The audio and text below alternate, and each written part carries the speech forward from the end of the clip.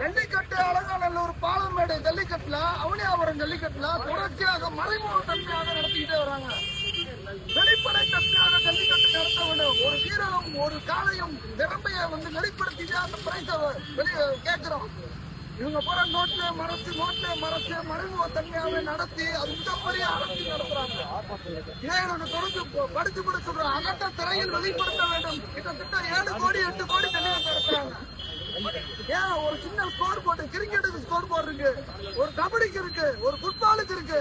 ஏன் ஒரு லோக்கல் மேட்ச்ல ஒரு பட்டி தொட்டியில கூட நடத்துறாங்க. ஒரு சின்ன பட்டி தொட்டியில கூட ஒரு ஸ்கோர் போர்டு போட்டு ஒரு கபடி மேட்ச் நடத்துறாங்க. ஒரு ஜல்லிக்கட்டு அரங்கத்துல அலங்காநல்லூர் பாலமேடு தமிழகத்தில் நடத்தக்கூடிய ஜல்லிக்கட்டுல மிகப்பெரிய ஏமாற்றம் ஆயிட்டு போயிட்டு இருக்கோம். ஒரு விவசாயி நடத்தக்கூடிய ஜல்லிக்கட்டு ஒரு சிறந்த மாடு ஆகல, ஒரு நடுத்தரவாதிகள் நடத்தக்கூடிய சிறந்த மாடு ஆகல. ஒவ்வொரு மாட்டுகளுக்கு ஜல்லிக்கட்டு முடிஞ்சனை வகுத்திலே வாயில அடிச்சுட்டு போறேன். ஒரு மாடு ஒரு விளையாடுதுன்னா ஒரு திறமையை வெளிப்படுத்திதான் அந்த சிறந்த கலைக்கான பரிசை கேட்கிறோம். இவங்க மறைமுக தன்மையா நடத்தி ஜல்லிக்கட்டு முடிஞ்சனையோ இது மிகப்பெரிய அரசியல் பண்ணி இதுக்குள்ள ஒரு நூதன திருட்டா இருக்கு. 2026 அகட்ட திரையில் வெளிப்படுத்த வேண்டும். எந்த மாடு எத்தனை வீரர்கள் எத்தனை காலை பிடிச்சிருக்கான், எந்த மாடு எவ்வளவு நேரம் விளையாண்டு திரையில வெளியிட வேண்டியணும். உங்களுக்கு என்ன மறைமுக தன்மையை நடத்துறது, அதுக்குள்ள என்ன மர்மம் இருக்கு? மிகப்பெரிய அரசியல் இருக்கு. தொடர்ச்சியா சொல்றோம். எத்தனை விவசாயிகள் விளையாண்டு அந்த தன்னுடைய இலக்கை எட்டி தொட முடியாம நம்மளுடைய விளையாட்டு திறமைக்கான பரிசு கிடைக்காம எத்தனை பேர் போயிருக்காங்க. அதே ஜல்லிக்கட்டு நடத்தக்கூடிய இடத்துல சொல்றோம்.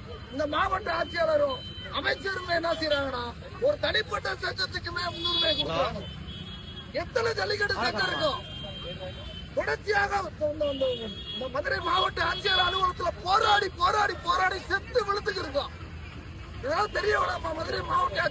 இப்போ மாடுபிடி வீரருக்கும் மாட்டுக்கெல்லாம் கம்ப்யூட்டர்ல ஆன்லைன்ல பதிஞ்சுதான் உள்ள இறக்குறாங்க.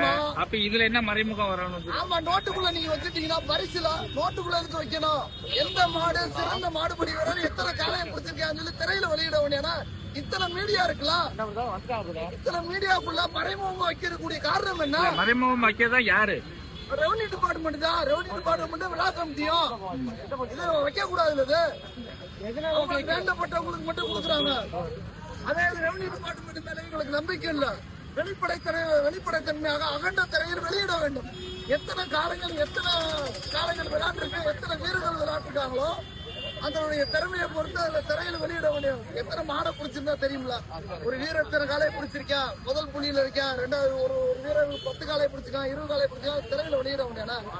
ஒரு கிரிக்கெட் வீரர்கள் எத்தனை விக்கெட் எடுத்துக்காரு, எத்தனை ஸ்கோர் அடிச்சிருக்காரு தெரியுதுல? ஒரு கபடி பிளேயரு எத்தனை டிஃபென்ஸ் எத்தனை அஃபென்ஸ் பண்ணிருக்காங்க, எவ்வளவு பாயிண்ட் எடுத்துக்கலாம் தெரியுங்களா? ஜல்லிக்கட்டுல மட்டும் எங்களுக்கு ஏங்க அவ்வளவு கொத்தடிமை?